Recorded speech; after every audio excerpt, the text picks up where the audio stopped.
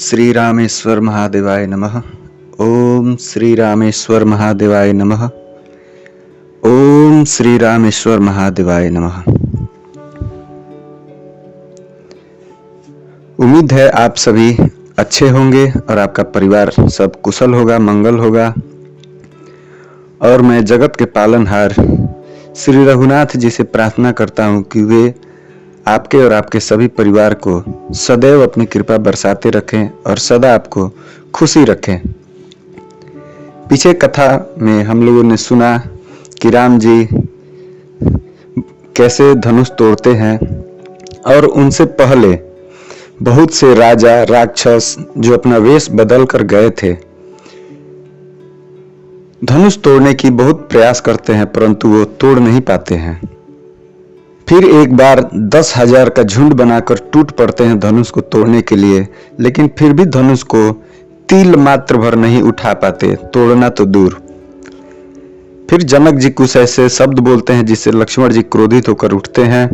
फिर राम जी उन्हें शांत करके गुरु विश्वामित्र जी से आशीर्वाद लेकर धनुष को तोड़ते हैं। अब आगे की कथा हम लोग वहां से शुरू करेंगे। प्रभु दोई चाप खंड मही डारे, देखी लोग सब भय सुखारे। कौशिक रूप पयो निधि पावन, प्रेम बारी अवगाहु सुहावन। प्रभु ने धनुष के दोनों टुकड़े पृथ्वी पर रख दिए। यह देखकर सब लोग प्रसन्नित हो गए और सुखी हो गए।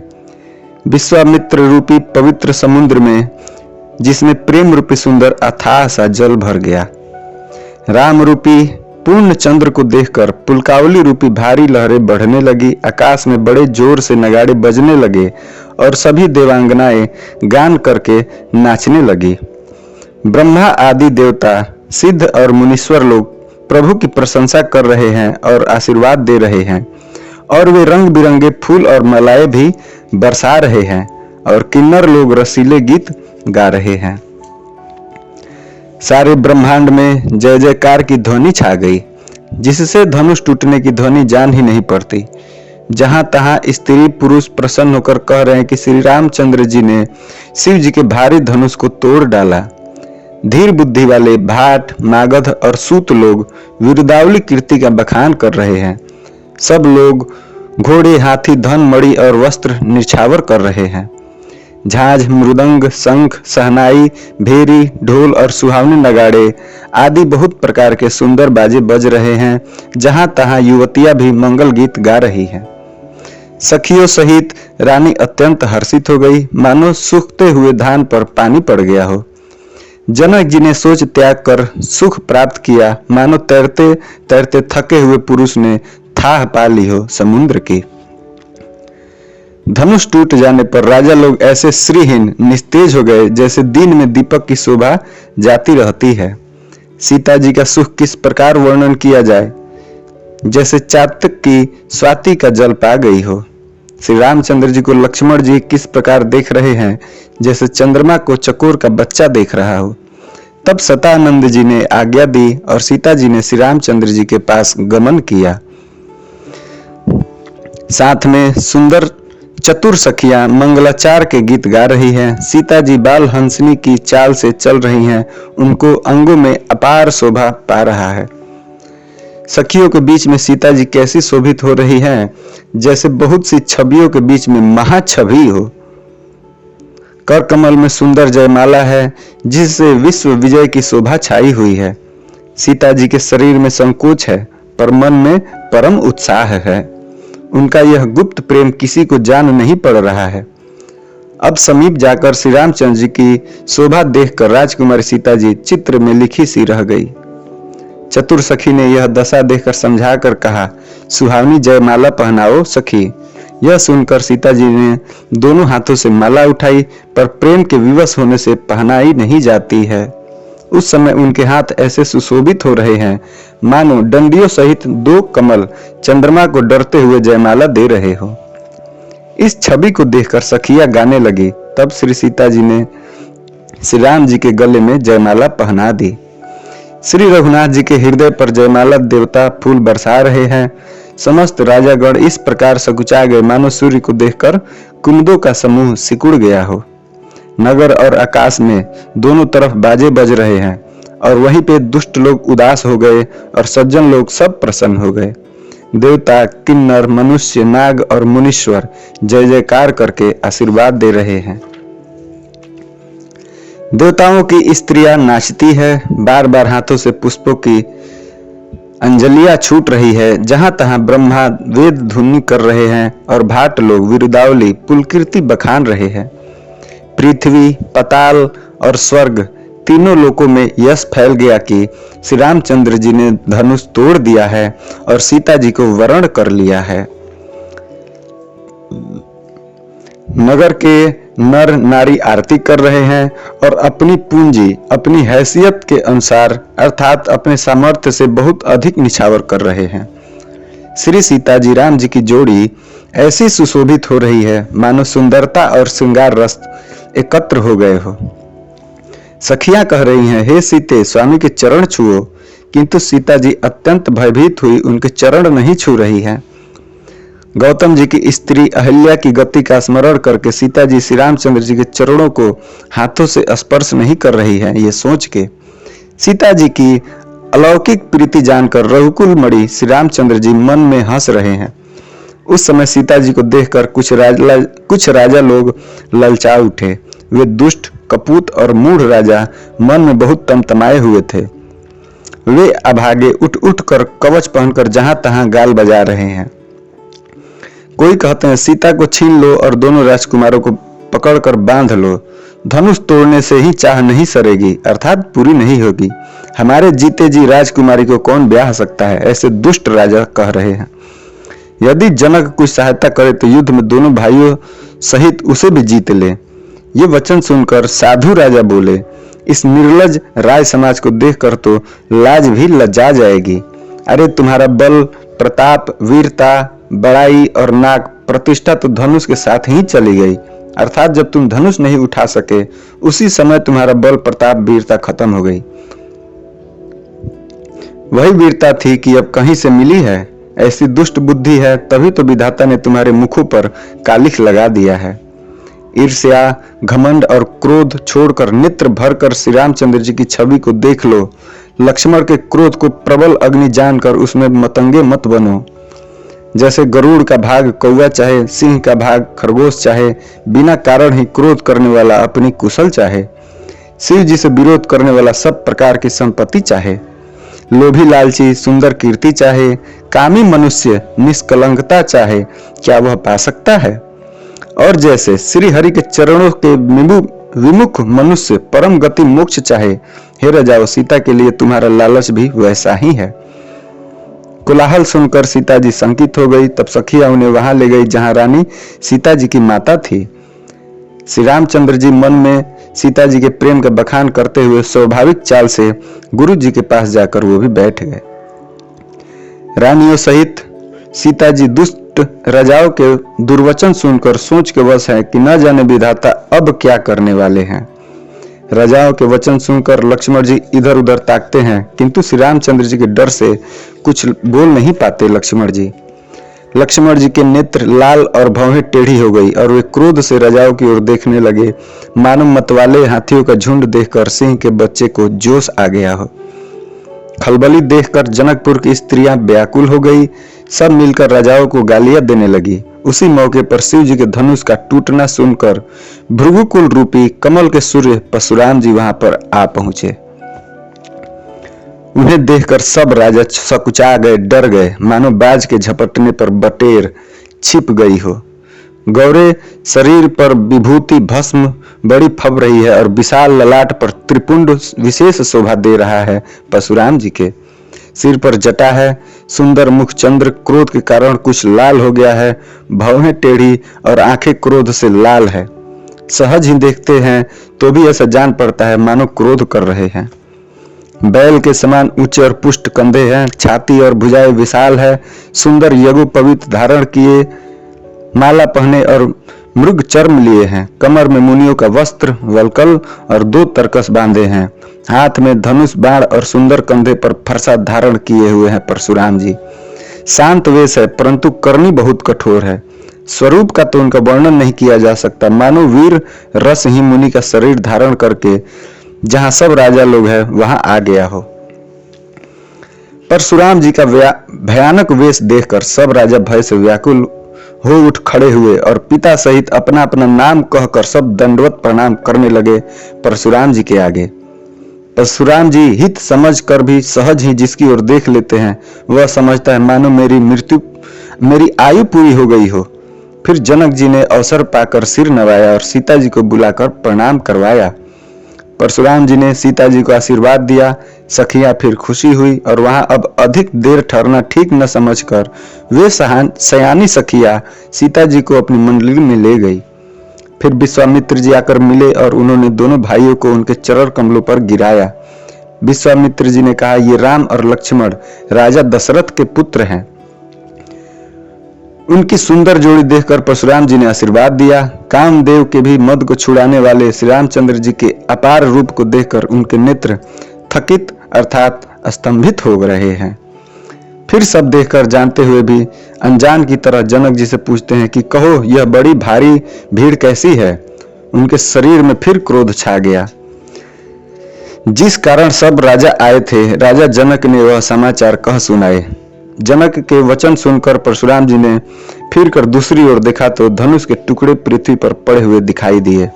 अत्यंत क्रोध में भरकर वे कठोर वचन बोले, हे मूर्ख जनक, बता धनुष किसने तोड़ा, उसे शीघ्र दिखा, नहीं तो अरे मूढ़, आज मैं जहां तक तेरा राज्य है वहां तक की पृथ्वी उलट पलट कर रख दूंगा।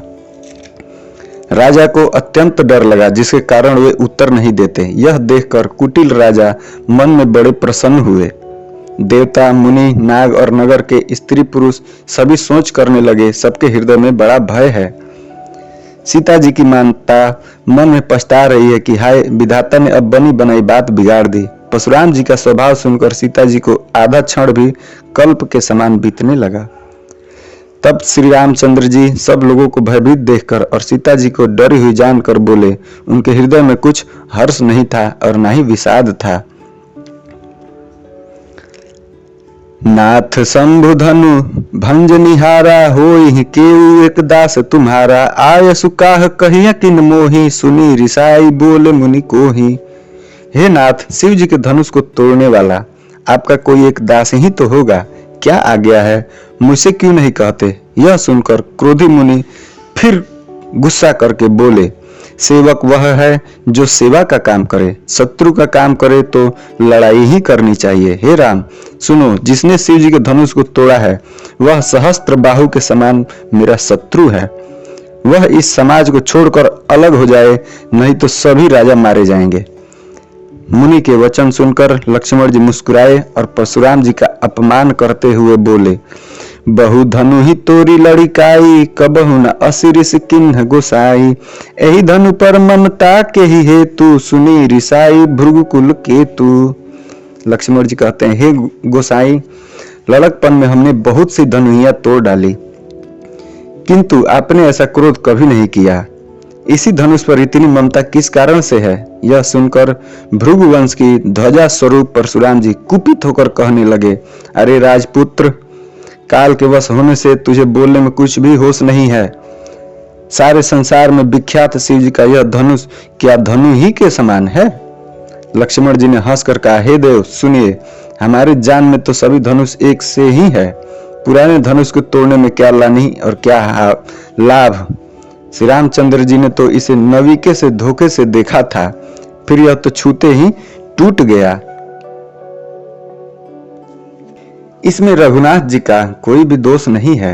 मुनि, आप बिना ही कारण किस लिए क्रोध करते हैं। परशुराम जी अपने फरसे की ओर देखकर बोले, अरे दुष्ट, तूने मेरा स्वभाव नहीं सुना। मैं तुझे बालक जानकर नहीं मारता हूँ। अरे मूर्ख, क्या तू मुझे नीरा मुनि ही जानता है। मैं बाल ब्रह्मचारी अत्यंत क्रोधी हूँ। क्षत्रिय कुल का शत्रु तो विश्व भर में विख्यात हूँ। अपनी भुजाओं के बल से मैंने पृथ्वी को राजाओं सहित रहित कर दिया और बहुत बार उसे ब्राह्मणों को दे डाला। हे राजकुमार, सहस्त्र बाहु की भुजाओं को काटने वाले मेरे इस फरसे को देख। अरे राजा के बालक, तू अपने माता पिता को सोच के वश न कर। मेरा फरसा बड़ा भयानक है, यह गर्भ के बच्चों को भी नाश कर देने वाला है। ऐसा परशुराम जी लक्ष्मण जी को बोलते हैं। फिर लक्ष्मण जी हंसकर कोमलवाड़ी से बोले, अहो मुनीश्वर तो अपने को बड़ा भारी योद्धा समझते हैं, बार बार मुझे कुल्हाड़ी दिखाते हैं, फूंक से पहाड़ उड़ाना चाहते हैं। यहाँ कोई कुम्हड़े की बतिया छोटा कच्चा फल नहीं है जो तर्जनी सबके आगे की तरफ उंगली को देखते ही मर जाती है। कुठार और धनुष बाढ़ देखकर ही मैंने कुछ अभिमान सहित कहा था।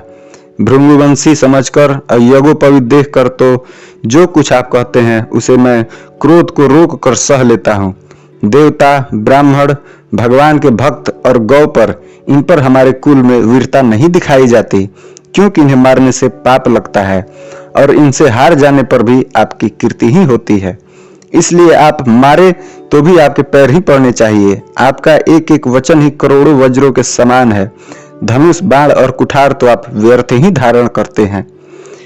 इन्हें धनुष, बाण और कुठार को देखकर मैंने कुछ अनुचित कहा हो तो उसे ही धीर महामुनि क्षमा कीजिए। यह सुनकर भृगुवंशमणि परशुराम जी क्रोध के साथ गंभीर वाणी बोले, हे विश्वामित्र, सुनो, यह लड़का बड़ा कुबुद्धि और कुटिल है। काल के वश होकर यह अपने कुल का घातक बन रहा है। सूर्यवंश रूपी चंद्र, पूर्ण चंद्र का कलंक है यह बालक। यह बिल्कुल उदंड, मूर्ख और निडर भी है। अभी क्षण भर में यह काल का ग्रास हो जाएगा। मैं पुकार कर कह देता हूँ, फिर मुझे दोष नहीं देना। यदि तुम इसे बचाना चाहते हो तो हमारा प्रताप, बल और क्रोध बतलाकर इसे मना कर दो। लक्ष्मण जी ने फिर कहा, हे मुनि, आपका श्रेयस आपके रहते दूसरा कौन वर्णन कर सकता है। आपने अपने ही मुंह से अपनी करनी अनेकों बार बहुत प्रकार से वर्णन की है। इतने पर भी संतोष न हुआ हो तो फिर कुछ कह डालिए। क्रोध रोककर असंग दुख मत सहिए। आप वीरता का व्रत धारण करने वाले, धैर्यवान और क्षोभ रहित है। गाली देते शोभा नहीं पाते। सूरवीर तो युद्ध में करनी अर्थात सूरवीरता का कार्य करते हैं कहकर अपने को नहीं जानते। शत्रु को युद्ध में उपस्थित पाकर कायर ही अपने प्रताप की डींगे मारा करते हैं। आप तो मानो काल को हाथ लगाकर बार बार उसे मेरे लिए बुलाते हैं। लक्ष्मण जी के कठोर वचन सुनते ही परशुराम जी अपने भयानक फरसे को सुधार कर हाथ में फिर ले लिया और बोले, अब लोग मुझे दोष न दे। यह कड़ुआ बोलने वाला बालक मेरे जाने के ही योग्य है, मारे जाने के ही योग्य है। इसे बालक देखकर मैंने बहुत बचाया, पर अब यह सचमुच मरने ही आ गया है। फिर विश्वामित्र जी ने कहा, अपराध क्षमा कीजिए। बालकों के दोष और गुणों को साधु लोग नहीं गिनते। परशुराम जी बोले, तीखी धारक का कुठार, मैं दया रहित और क्रोधी, और यह गुरुद्रोही और अपराधी मेरे सामने उत्तर दे रहा है। इतने पर भी मैंने इसे बिना मारे छोड़ रहा हूँ। सो हे विश्वामित्र, केवल तुम्हारे शील प्रेम से नहीं तो इसे इस कठोर कुठार से काट कर थोड़े ही परिश्रम से गुरु से उत्तीर्ण हो जाता। विश्वामित्र जी ने हृदय में हंसकर कहा, मुनि को हरा ही हरा सूझ रहा है, अर्थात सर्वत्र विजयी होने के कारण ये श्री राम लक्ष्मण को भी साधारण क्षत्रिय ही समझ रहे हैं।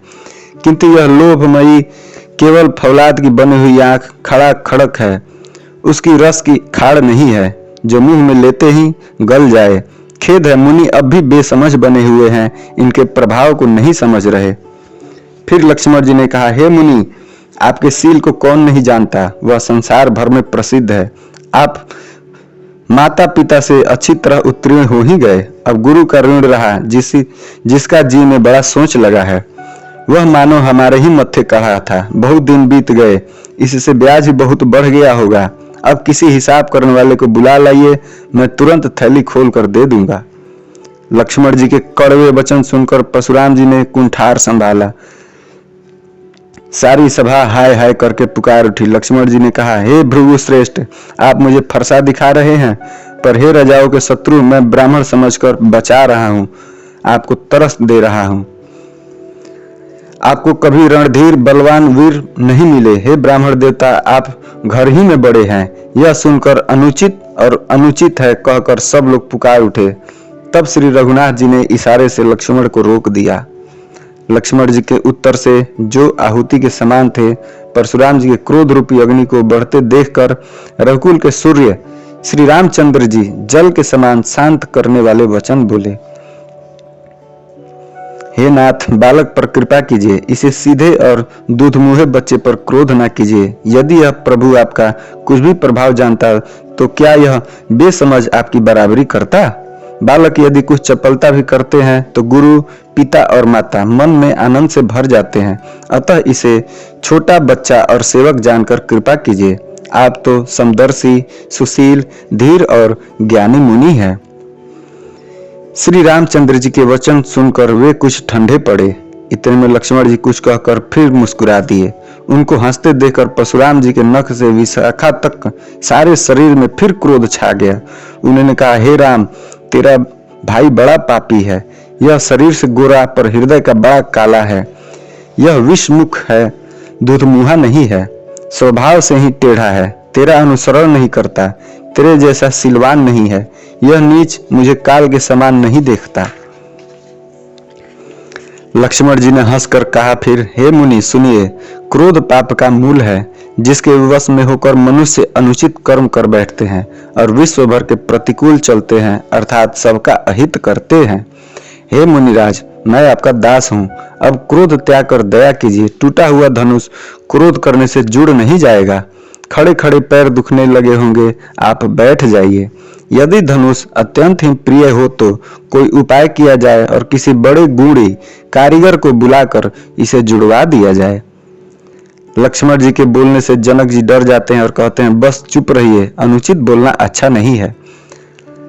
जनकपुर के स्त्री पुरुष थर थर कांप रहे हैं और मन ही मन कह रहे हैं कि छोटा कुमार बड़ा ही खोटा है। लक्ष्मण जी की निर्भय वाणी सुन सुनकर परशुराम जी का शरीर क्रोध से जला जा रहा है और उनका बल की हानि हो रही है। उनका बल अर्थात घट रहा है। तब श्री रामचंद्र जी पर एहसान जानकर परशुराम जी बोले, तेरा भाई समझकर मैं इसे बचा रहा हूँ। यह मन का मैला और शरीर का कैसा सुंदर है, जैसे विष के रस से भरा हुआ सोने का घड़ा हो। यह सुनकर लक्ष्मण जी फिर हंस दिए। तब श्री रामचंद्र जी ने तिरछी नजर से उनकी ओर देखा, जिससे लक्ष्मण जी सकुचाकर विपरीत बोलना छोड़कर गुरु जी के पास चले गए। श्री रामचंद्र जी दोनों हाथ जोड़कर अत्यंत विनती के साथ कोमल और शीतल वाणी बोले, हे नाथ सुनिए, आप तो स्वभाव से ही सुजान है। आप बालक के वचन पर कान न दीजिए, अर्थात उसे सुना अनसुना कर दीजिए। बड़े और बालक का एक स्वभाव है, संत जन उन्हें कभी दोष नहीं देते। फिर उसने लक्ष्मण तो कुछ काम ही नहीं बिगाड़ा है। हे नाथ, आपका अपराधी तो मैं हूँ। अतः हे स्वामी, कृपा, क्रोध, वध और बंधन जो कुछ करना हो दास की तरह अर्थात दास समझकर मुझ पर कीजिए। जिस प्रकार से शीघ्र आपका क्रोध दूर हो, हे मुनिराज बताइए, मैं वही उपाय करूंगा। मुनि ने कहा, हे राम, क्रोध कैसे जाए? अभी तेरा छोटा भाई टेढ़ा ही ताक रहा है। इसकी गर्दन पर मैंने कुठार न चलाया तो क्रोध करके किया ही क्या? मेरे जिस कुठारे की घोर करने सुनकर राजाओं की स्त्रियों के गर्भ गिर पड़ते हैं, उसी फरसे के रहते मैं इस शत्रु राजपुत्र को जीवित देख रहा हूं। अभी तक हाथ चलता नहीं, क्रोध से छाती जली जा रही है। राजाओं का घातक यह कुठार भी कुंठित हो गया है, विधाता विपरीत हो गया है। इससे मेरा स्वभाव बदल गया, नहीं तो भला मेरे हृदय में किसी समय भी कृपा कैसी? आज दया मुझे यह सुख दुख सहा रही है। यह सुनकर लक्ष्मण जी ने फिर मुस्कुराकर सिर नवाया और कहा, आपकी कृपा रूपी वायु भी आपकी मूर्ति के अनुकूल ही है। वचन बोलते हैं मानो फूल झड़ रहे हो। हे मुनि, यदि कृपा करने से आपका शरीर जला जाता है तो क्रोध होने पर तो शरीर की रक्षा विधाता ही करेंगे। फिर परशुराम जी कहा, हे जनक, देख यह मूर्ख बालक हठ करके यमपुरी में निवास करना चाहता है। इसको शीघ्र ही आंखों की ओट क्यों नहीं करते? यह राजपुत्र देखने में छोटा है पर बड़ा खोटा है। लक्ष्मण जी ने हंसकर मन ही मन कहा, आंख मूंद लेने पर कोई नहीं दिखाई देगा। तब परशुराम जी हृदय में अत्यंत क्रोध भरकर श्री रामचंद्र से बोले, अरे सठ, तू शिव जी का धनुष तोड़कर उल्टा हमी को ज्ञान सिखाता है। तेरा यह भाई तेरी ही सम्मति से कटु वचन बोलता है और तू छल से हाथ जोड़कर विनय करता है। या तो युद्ध में मेरा संतोष कर, नहीं तो राम कहलाना छोड़ दे। अरे शिवद्रोही, छल त्याग कर मुझसे युद्ध कर, नहीं तो भाई सहित तुझे मार डालूंगा। इस प्रकार परशुराम जी कुठार उठाए बक रहे हैं और श्री रामचंद्र जी सिर झुकाए मन ही मन मुस्कुरा रहे हैं। फिर श्री रामचंद्र जी मन ही मन कहा, गुनाह दोष तो लक्ष्मण का और क्रोध मुझ पर करते हैं। कहीं कहीं सीधेपन में भी बड़ा दोष हो जाता है। टेढ़ा जानकर सब लोग किसी की वंदना करते हैं, टेढ़े चंद्रमा को राहु भी नहीं ग्रसता। श्री रामचंद्र जी ने प्रकट कहा, हे मुनीश्वर, क्रोध छोड़िए, आपके हाथ में कुठार है और मेरा यह सिर आगे है। जिस प्रकार आपका क्रोध जाए हे स्वामी वही कीजिए। मुझे अपना अनुचर अर्थात दास समझिए। स्वामी और सेवक में युद्ध कैसा है? हे ब्राह्मण श्रेष्ठ, क्रोध का त्याग कीजिए। आपका वीरों सा वेश देखकर ही बालक ने कुछ कह डाला था। वास्तव में उसका भी कोई दोष नहीं है। आपको कुठार, बाण और धनुष धारण किए देखकर और वीर समझकर बालक को क्रोध आ गया। वह आपका नाम तो जानता था, परंतु उसने आपको पहचाना नहीं। अपने वंश अर्थात रघुवंश के स्वभाव के अनुसार उसने उत्तर दिया, यदि आप मुनि की तरह आते तो हे स्वामी, बालक आपके चरणों की धूलि सर पर रखता। अनजाने की भूल को क्षमा कीजिए। ब्राह्मणों के हृदय में बहुत अधिक दया होनी चाहिए। हे नाथ, हमारी और आपकी बराबरी कैसी है? कहिए न चरण, कहाँ चरण और कहाँ मस्तक, कहाँ मेरा राम मात्र छोटा सा नाम और कहाँ आपका परशु सहित बड़ा नाम। हे देव, हमारे तो एक ही गुण और धनुष है और आपके परम पवित्र सम, दम, तप, शौच, क्षमा, सरलता, ज्ञान, विज्ञान और आस्तिकता, ये 9 गुण है। हम तो सब प्रकार से आपसे हारे हैं। हे विप्र, हमारे अपराधों को क्षमा कीजिए। श्री रामचंद्र जी ने परशुराम जी को बार बार मुनि और विप्रवर कहा। तब भृगुपति परशुराम जी कुपित होकर अथवा क्रोध की हंसी हंसकर बोले, तू भी अपने भाई के समान ही टेढ़ा है। तू मुझे नीरा ब्राह्मण ही समझता है। मैं जैसा विप्र हूँ तुझे सुनाता हूँ। धनुष को अस्त्रुआ, बाण को आहुति और मेरे क्रोध को अत्यंत भयंकर अग्नि जान ले। चतुरंगणी सेना, सुंदर समिधाएं, यज्ञ में जलाई जाने वाली लकड़ियां हैं। बड़े बड़े राजा उसमें आकर बलि के पशु हुए हैं, जिनको मैंने इसी फरसे से काट कर बलि दिया है। ऐसे करोड़ों जप युक्त रण यज्ञ मैंने किए हैं, अर्थात जैसे मंत्रोच्चारण पूर्वक स्वाहा शब्द के साथ आहुति दी जाती है, उसी प्रकार मैंने पुकार पुकार कर राजाओं की बलि दी है। मेरा प्रभाव तुझे मालूम नहीं है, इसी से तू ब्राह्मण के धोखे मेरा निरादर करके बोल रहा है। धनुष तोड़ डाला, इससे तेरा घमंड बहुत बढ़ गया है। ऐसा अहंकार है मानो संसार को जीत कर तू यहाँ खड़ा है। फिर श्री रामचंद्र जी ने कहा, हे मुनि, विचार कर बोलिए, आपका क्रोध बहुत बड़ा है और मेरी भूल बहुत छोटी है। पुराना धनुष था, छूते ही टूट गया, मैं किस कारण अभिमान करूं? हे भृगुनाथ, यदि हम सचमुच ब्राह्मण कहकर निरादर करते हैं तो यह सत्य सुनिए, फिर संसार में ऐसा कौन योद्धा है जिसे हम डर के मारे मस्तक नवाए? देवता, दैत्य, राजा या बहुत से योद्धा, वे चाहे बल में हमारे बराबर हो, चाहे अधिक बलवान हो, यदि रण में हमें कोई भी ललकारे तो हम उससे सुख पूर्वक लड़ेंगे, चाहे काल ही क्यों ना हो।